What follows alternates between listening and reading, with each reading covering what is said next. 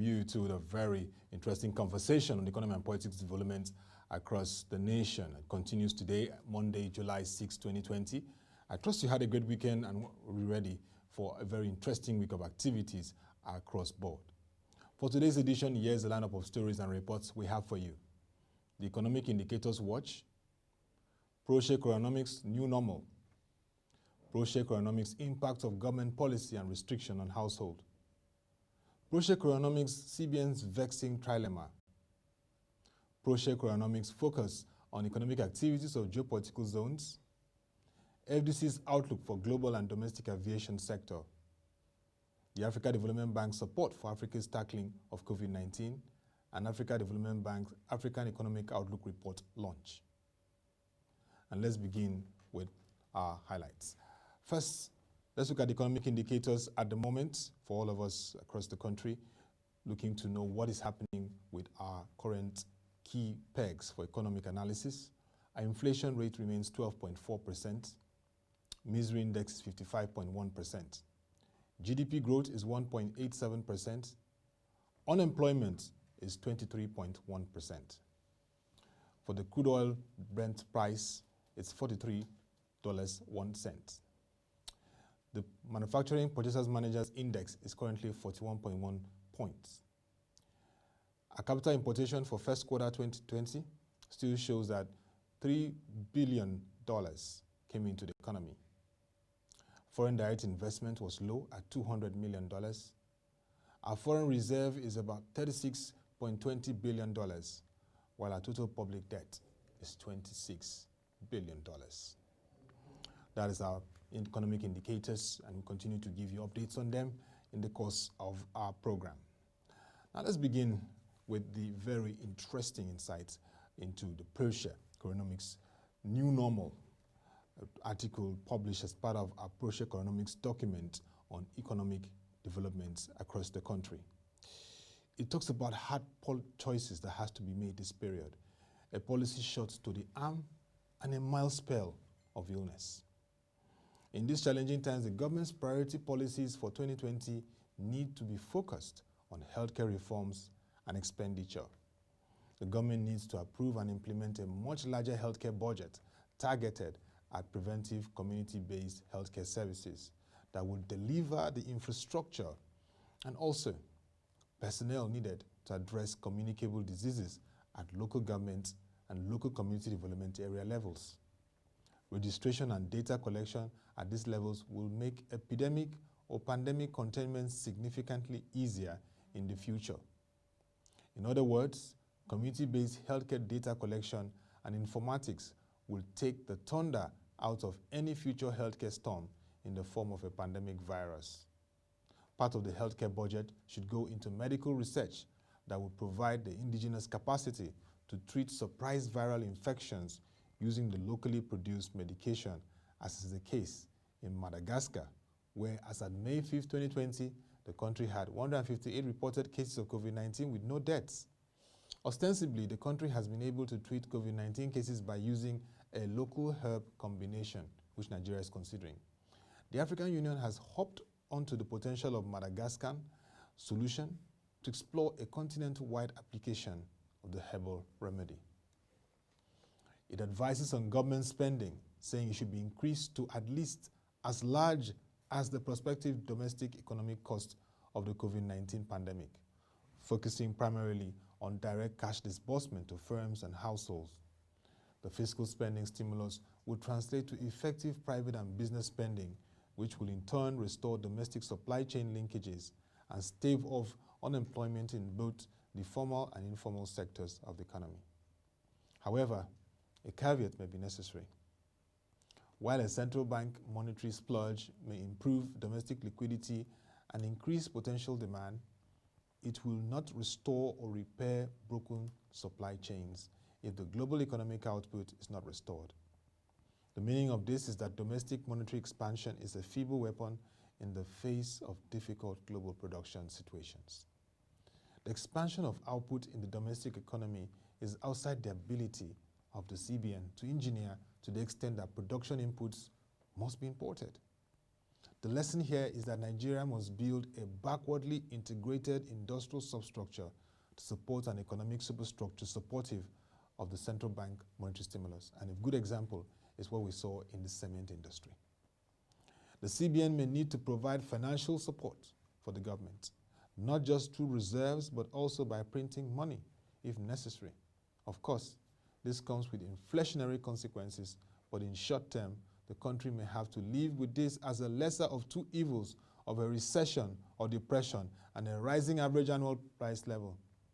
To counter the inflationary impacts would be inbuilt stabilizers such as additional tax revenue through VAT, company income tax, and personal income tax, and faster economic growth accompanied by higher corporate revenues and individual incomes and incrementally lower budget deficits. Tax reliefs, tax cuts, tax holidays, and tax incentives.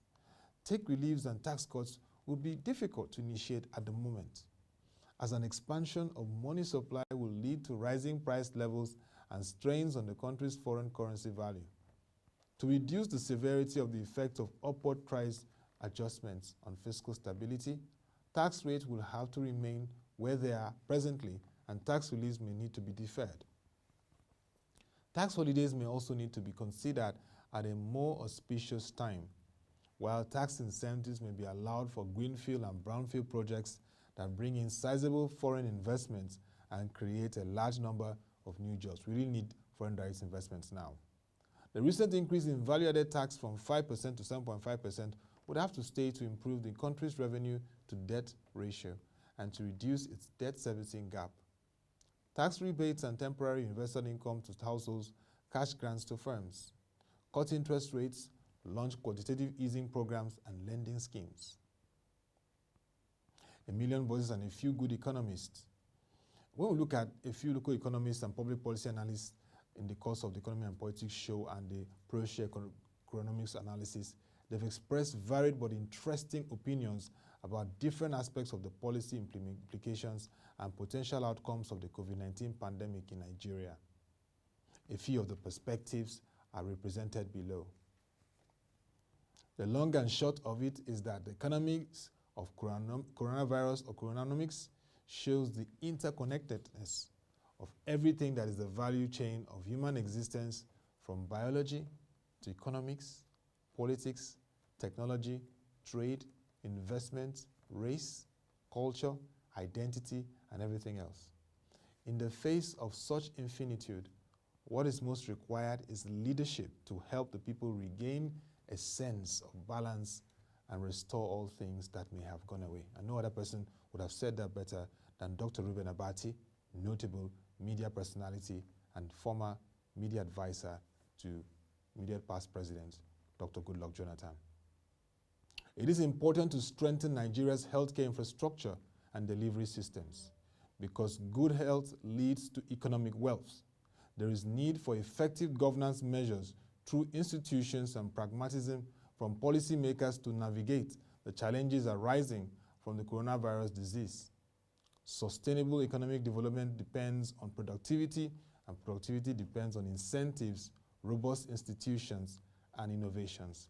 And that's from Dr. Temitope Oshikoya, economist and CEO, Nextnomics. Nigeria can do well in the midst of much lower oil revenues, but we need to make tough choices. Enforce tax compliance, invest in securing life and property, subsidize only the poor and weak, not everyone in town, subsidize in ways that do not blow big holes in the budget of government, partner with the private sector in the key areas that will grow outputs, retrain and certify our workforce, manage our population, account for taxes collected in a transparent manner. And who else than a fiscal expert, Mr. Bode Augusto, founder of Augusto Company. The government should engage in the following 7 steps or roadmaps in rebooting Nigeria's economy from COVID-19. The 7 steps are policy coherence and leadership, which is sadly lacking at the moment. Ensuring an orientation of stimulating the financial sector with any spending done in this period. Establishing a fresh 5 trillion naira COVID-19 recovery fund. Allowing professionals meeting standards of governance and internal control standards and the groups of MSMEs they are incubating to apply for productivity loans under this arrangement, giving priority to professionals partnering with youth or women-run enterprises to ensure the effectiveness of spending, especially where larger companies are ready to incorporate them into their supply chains. Pay some debt owed to infrastructure contractors and large employers of labor to safeguard jobs and stimulate infrastructural renewal where possible, and issue new contracts to urgently refurbish critical infrastructure. Registering all Nigerians over the next 100 days by deploying agents full-kitted in personal protective equipment. Who else but Mr. Soji Apampa, co-founder of the Convention on Business Integrity. For the countries that see the shocks as signaling structural shifts, which is largely is, the focus should be on exploiting the opportunities offered by the crisis to press the reset button. It requires a realistic diagnosis and admission that the existing business model has been rendered obsolete. Crafting a new business model that encompasses the whole range of institutional, technological, structural, macroeconomic, and even political governance arrangements takes time and demands for disruptive thinking. It will require mainstreaming creative non-debt creating financing options and new forms of economic partnerships. From Professor Charles Soludo, former Central Bank Governor of Nigeria and member of the Presidential Economic Advisory Committee. The imminent decline of oil revenue in the wake of the pandemic should be a call to action for policymakers. Diversification of the Nigerian economy needs to be taken up on a war footing to create momentum in the next 1 to 3 years. There is a need to identify the quick wins and assiduously create an enabling environment for the private sector to realize them. This is the right time to bring up the NEPC, that's the Nigerian Export Promotion Council Zero Oil Policy, for serious consideration and implementation. The impetus given to the cotton textile sector needs to be sustained. Enough of rhetoric, the time to act is now. And talk about rhetoric and the time to act now, Mr. Ade Adefeko, who is the Vice President, Government and External Relations of OLAM, and also Mr. JP Olarenwaju. 5 top areas that need attention at the present time. Nigeria needs a clear and cohesive national strategy to integrate a factor endowment to become globally competitive. Nigeria needs a carefully crafted industrialization policy. Nigeria needs to identify value chains with clear timelines and goals to achieve stated objectives. Nigeria needs to create a new financial system different from the current banking system, or perhaps create a new commercial development bank. Nigeria needs entrepreneurial financing. Banks need to be developmental in orientation to support the growth of the economy.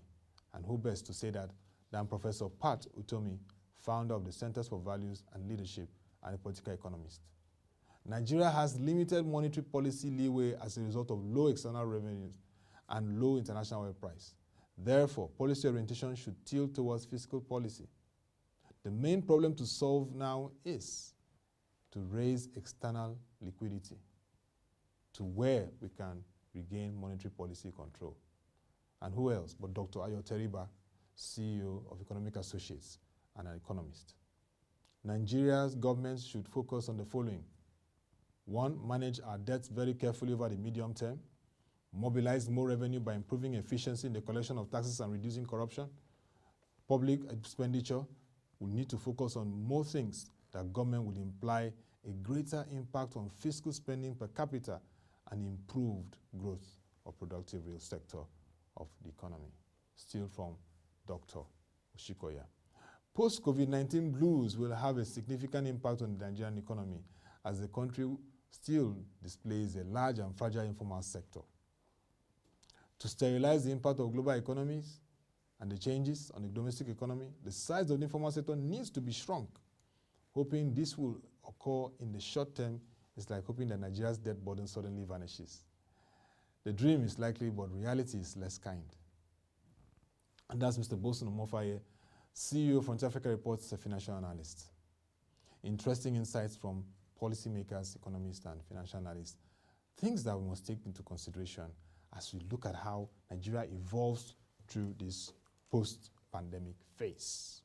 Let's look at an interesting, again, report from the stable of ProShare, and this is the impact of government policy and restrictions on household.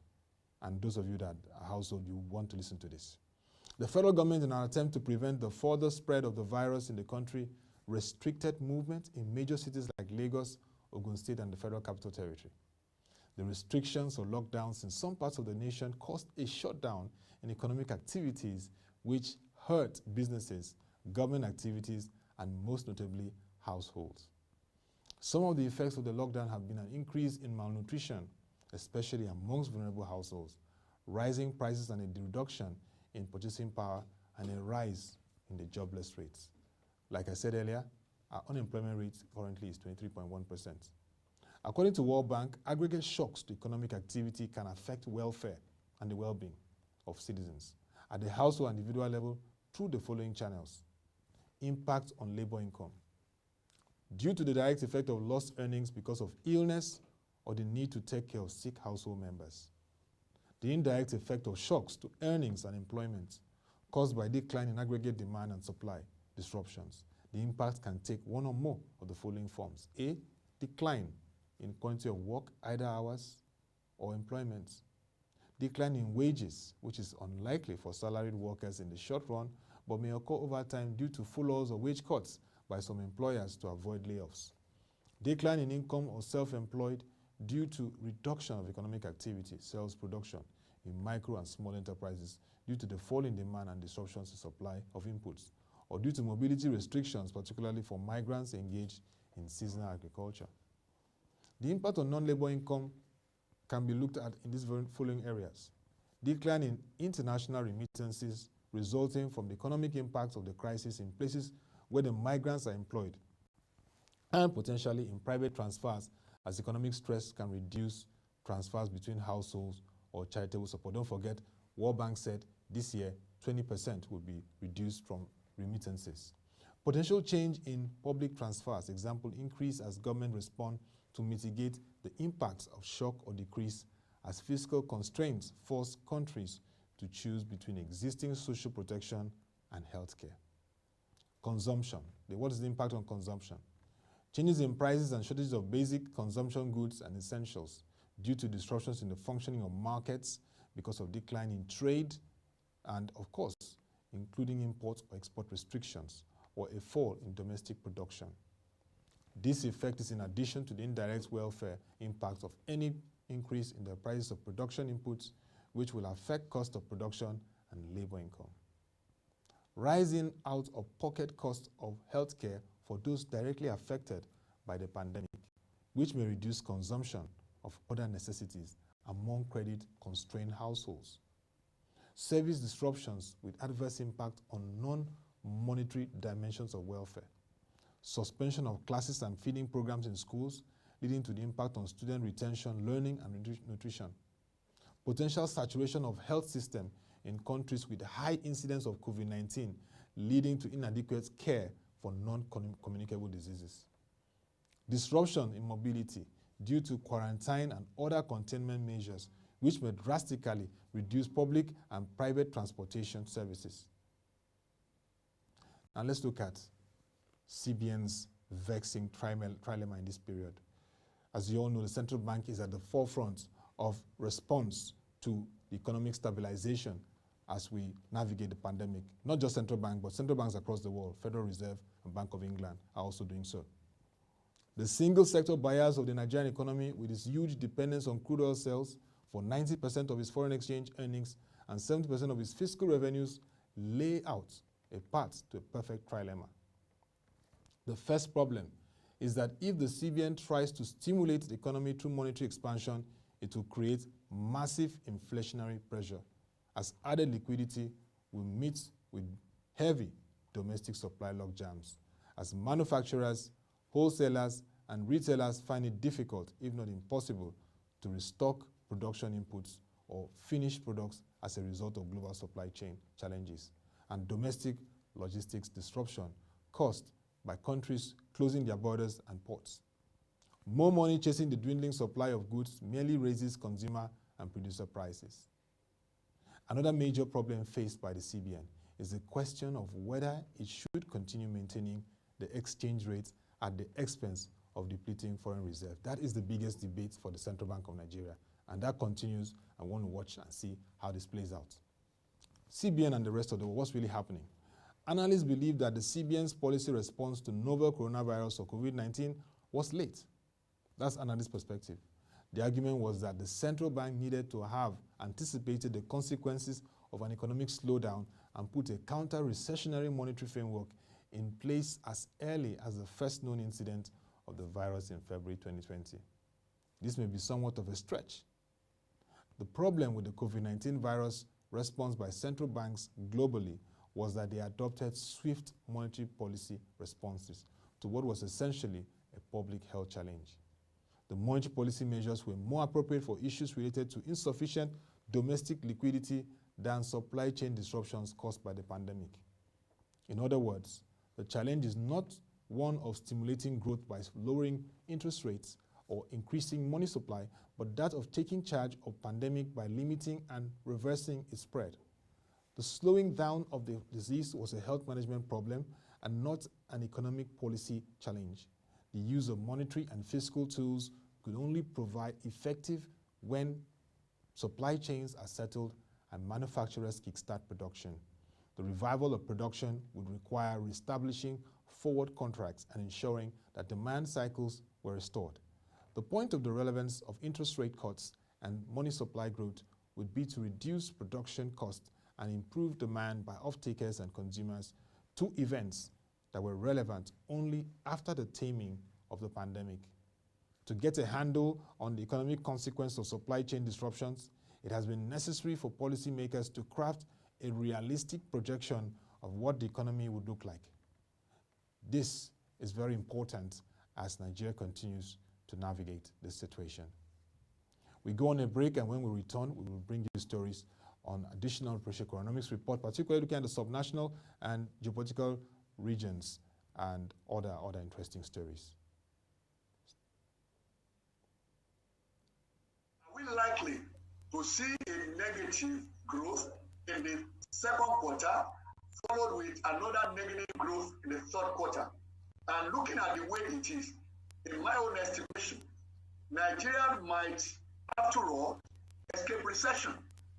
And my reason is simply because you do not go into recession technically, but you have two consecutive negative growths. All right? So until that happens, we can't say you go into recession. For example, now, most professional economists in the US are putting forward as of today, just let me say this week, that the US economy actually tumbled into recession in February 2020. Of course, we saw the figure, the growth figure, 4.8%, dampening in the first quarter.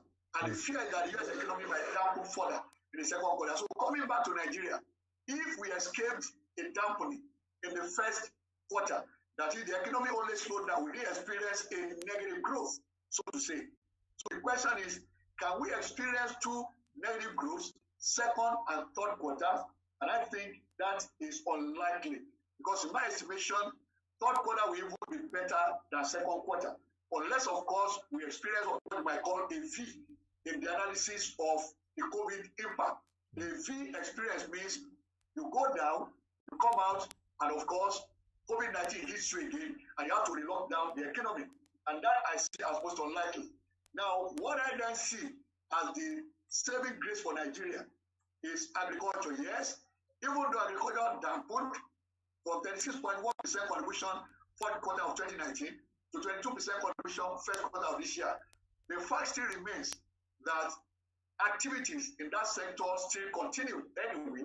So I don't see agriculture tumbling and taking the economy all along with it. In terms of trade, yes, trade may also experience a dampening, as mentioned in that report. But again, the area where we may likely have Nigeria impacted, let me say strongly, will be in terms of external trade. But when you talk of domestic trade, that is what happens between the operators within the domestic economy and the consumers of their products. I don't see that going all the way down, because in reality, as I said, the only period we can say that we experienced maybe close to lockdown will be April 2020. So May and June, we've seen this, speed of economic activities actually increasing. Then ICT indeed has experienced a boom. And don't forget, ICT accounted for 14.1% of our GDP in the first quarter of this year. So if in response to COVID-19, ICT has expanded in terms of the demand for data and other issues relating to ICT infrastructure, I don't see a dampening in that sector.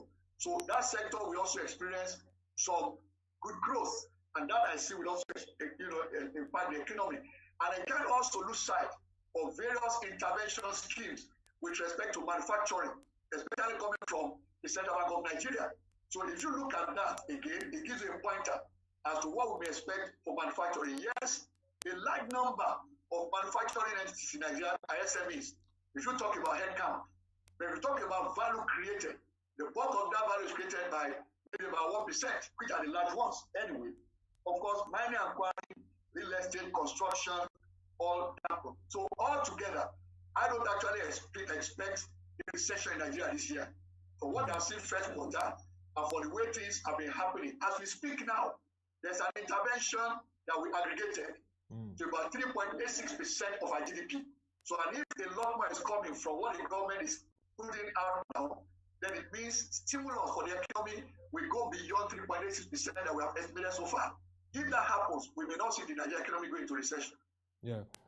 Doctor, as we begin to wind down, states are very important, subnationals are very important in this discourse. What do we be saying to states at this point? We had a conversation with the special advisor to the governor of Nasarawa State on investments, and in his thoughts, they're looking at commercializing or liquidating redundant assets just to gain more revenue, because FAC allocation won't be coming in as much as before, and they also need to diversify their revenue. Some states have even revised their budget, like Lagos State and Jigawa. So what will you be saying to states in this period? Because they need to also chart the pathway to navigate this post-pandemic phase in their economic plan and strategy. Excellent. Now, there are 6 quick things. You mentioned one of them. Now, the first thing I would say to all our sub-national governments is that this is a time for them to look inwards. And that is to think outside of the box on the one hand, and then to look at various boxes. And I have 6 boxes here that they need to think what to do with. And that is, how will they grow IGR and de-emphasize dependence on federal allocation? That should be at the front corner of every state in the federation. Yes, maybe about 3 or 4 of them are already doing well in terms of IGR. But the question again is, if you grow what you have now, it is still in good order. For example, for Lagos, the state that indicated in the last couple of days that they do a slightly over 30 billion IGR. It's good, right, for IGR. That is one. Secondly, this is a time for each of them to embrace fiscal discipline. And that means every sub-national government should begin to focus on delivery. That means if we spend, what do we get out of it? I call it value for money. And of course, they need to also be realistic and cut back, as rightly said, on recurrent expenditure especially. So when they cut back on budget, I don't want to see them cutting back on capital budget. They're cutting back on recurrent expenditure. Then the third box here is infrastructure. So whichever way it goes, when each of them pays attention to infrastructure, it connects to IGR anyway, and that has been proven in Lagos State over the years. Each of them needs to give particular attention to that. Maybe in connection to that, what you said earlier on, it may be to actually realize some assets. In which case, you sell those assets and then convert the proceed into infrastructure development. Which means it is not to sell those assets and put the money in the basket for spending, but rather you sell an asset in order to create infrastructure. That's the way you can get value out of that. That will be the fourth one. The fifth one is the connection to productivity, education, and health. This is the time every sub-national government should pay attention to health and education. Very, very critical. They are in fact productivity drivers. And the last thing I will say here is for each of them to develop a competitive mindset. In which case you see yourself as competing with other states of the federation, and in fact competing with other countries as well. Until they have that mindset, everyone will still be looking towards Abuja for the monthly allocations. But if they develop a competitive mindset, they'll be looking at what is happening in Lagos State, for example. What are they doing about IGR? What can we do here that would be a problem for us, but will put us in a better position than where we started from? So these are the kind of boxes I think they should be thinking about at a time like this. Welcome back. Now let's go on to the subnationals and looking at developments there, the IGR, that's internal generated revenue, and how they'll manage their debt sustainability, still from the stables of the ProShare Research Economics report. To understand the effects of COVID-19 on Nigeria's various states, a deep dive into their debt profiles tells a compelling story of financial leverage going awry, especially when placed side by side with their federal account allocation and internally generated revenues. The spread of COVID-19 across states is gradually turning budgetary challenges into fiscal nightmares as many states see their wallet depleted as their debt service obligations outrun their revenues and leave recurrent expenditure thin and vulnerable. The gaps between recurrent fiscal revenues and expenditures will poke large holes in the state's 2020 fiscal strategies. Each region has states that stick out like sore thumbs for high levels of foreign and local debt. In a post-COVID-19 era, this could prove damaging to fiscal sustainability as FAC revenues begin to slide downwards from second quarter 2020 through to first quarter 2021. Most states in Nigeria generate little revenue outside of their monthly FAC allocation. The majority of states depend almost exclusively on monthly allocations of federal revenues, which has declined significantly with the fall in global crude oil prices. Many states have therefore resorted to borrowing to meet the salary obligations, often at exorbitant interest rates as high as 25%. Some of Nigeria's richest states are equally its most indebted, with examples of Lagos State, Osun State, Cross River State, Kaduna State, and Edo State. The state governments therefore need to tremendously embrace a high level of transparency and accountability, develop workable economic plans, take haircuts, especially on overheads, expand their internally generated revenue base, and cut down on debt accumulation without a concrete repayment plan. They owe the most both in terms of overall dollar amounts and as a percentage of internally generated non-federally derived revenues. Lagos State had an external debt of $1.4 billion, which was more than 10 times the size of debt of other subnationals in the country. The top regions with the highest accumulation of external debt in December 2019 were the Southwest and Northwest region, with an external debt of $1.87 billion and $848 million respectively, while regions with the highest level of domestic debt as of December 2019 were South-South region and Southwest, with a totally accumulated domestic debt of 1.15 trillion naira and 971.15 billion naira respectively. Let's look at the Southwest, external and domestic debt. The total external debt for the Southwest region stood at $1.87 billion in December 2019. The top three states in the region with the highest amount of debt were Lagos, Ekiti, Ogun, with an external debt of $1.4 billion, $102 million, and $100 million respectively. Southwest total domestic debt stood at 971.15 billion naira as of December 2019. The top three states with the highest amount of domestic debt were Lagos State, Ogun State, and Osun State, with domestic debts of 444.23 billion naira, 142.29 billion naira, and 138.65 billion naira respectively. For the Northwest external and domestic debt, the Northwest external debt stood at $848.28 million as of December 2019.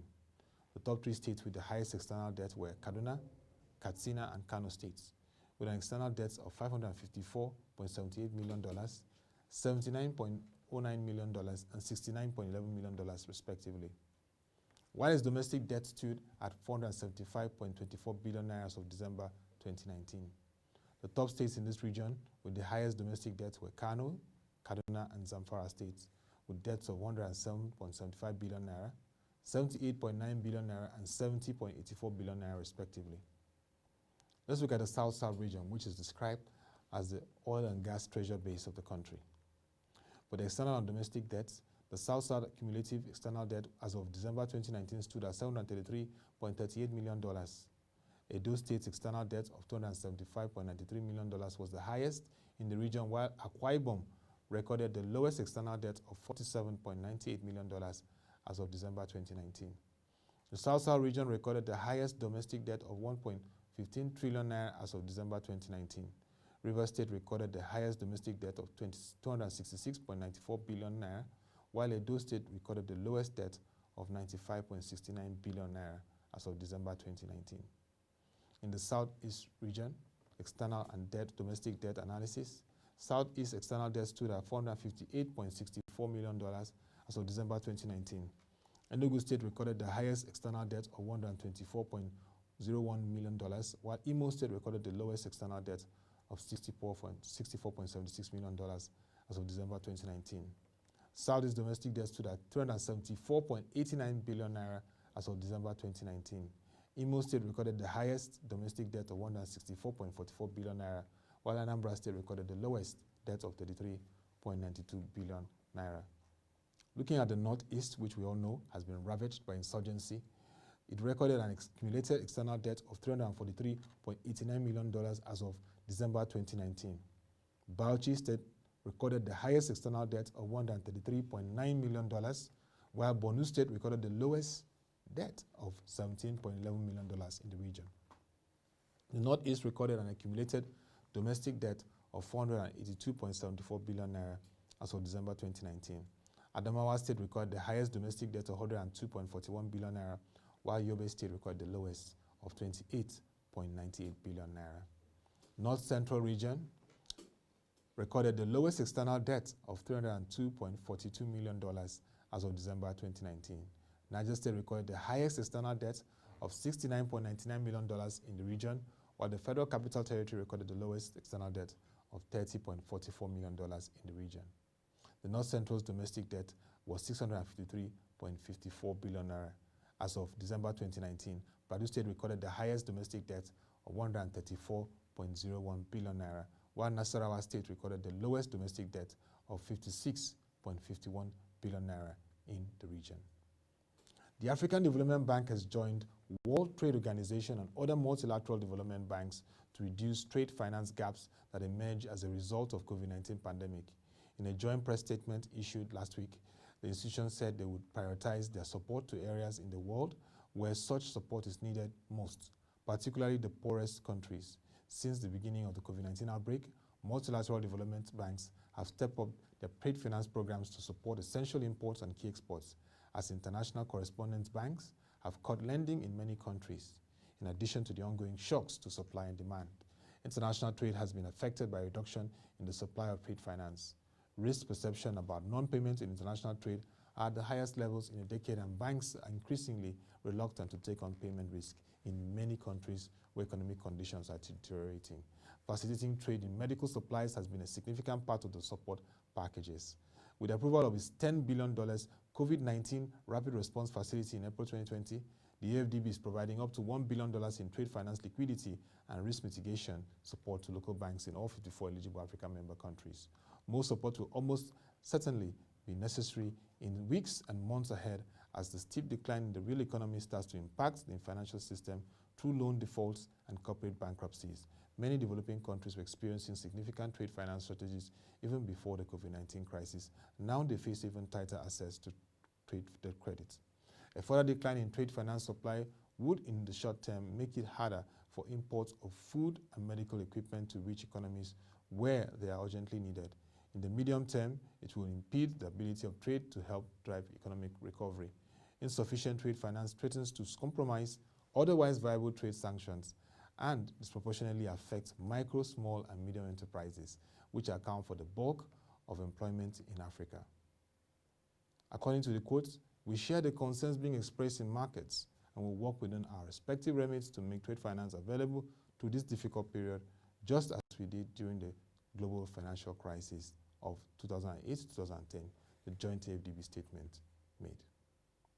From the Financial Derivatives Company's recent presentation at the Lagos Business School, which was last week, here are the key updates for the global and domestic aviation industry that was highlighted.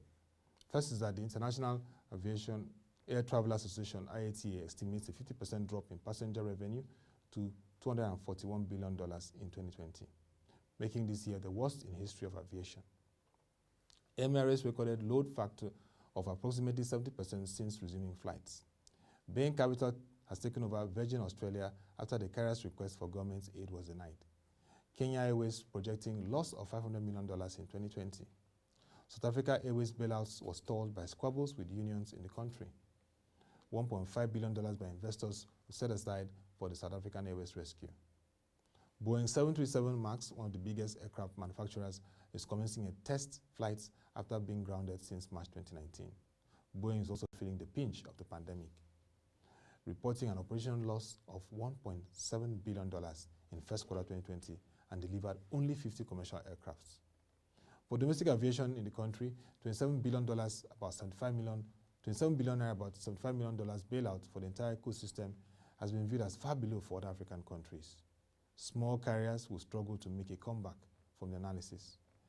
There are no backlog of forex sales to airlines, and currently the Central Bank of Nigeria has banned dollar-denominated tickets, which shows a forex rationing strategy. Trader traffic likely to reroute to Dubai via Emirates, while the Federal Aviation Authority of Nigeria FAN has raised airport taxes by 100%, and that's taking effect from August 1st. The FAN is also holding simulation tests on the Abuja and Lagos airports, and the scheduling for domestic reopening is as follows. Lagos and Abuja will resume this week, July 8th. Port Harcourt to Maiduguri will resume July 11th, while others will resume from July 15th. Demand remains dependent on passenger confidence, and that's very critical for the aviation sector. Traders, student, and medical tourism traffic will be the first to likely recover, which is some positive respite for the industry. And finally, the African Development Bank Group was going to set to launch its reports tomorrow. This report is for the African Economic Outlook. So watch out for that report as we bring you further updates on it. The report is to capture the African economic developments and revised growth prospects for the African economy. That will be tomorrow, and we'll all be watching for that event. That will be all for this edition of the Economy and Politics Show. The conversation continues, and you know that when it has to do with economy and politics, they have a nexus. Political stability breeds economic sustainability. Don't forget that. And that's why anywhere you are, when you continue to debate politics and economy, make sure it's healthy and leads to constructive solutions. Join our website www.proshenji.com to watch our news stories, read our reports and analysis, and also follow our social media platforms displaying on the screen. Don't forget, by 10 a.m. we have Market Review. We'll give you updates and developments in the financial and capital market as it relates to the economy. Till we come your way again, thank you for watching. Have a nice time and stay safe.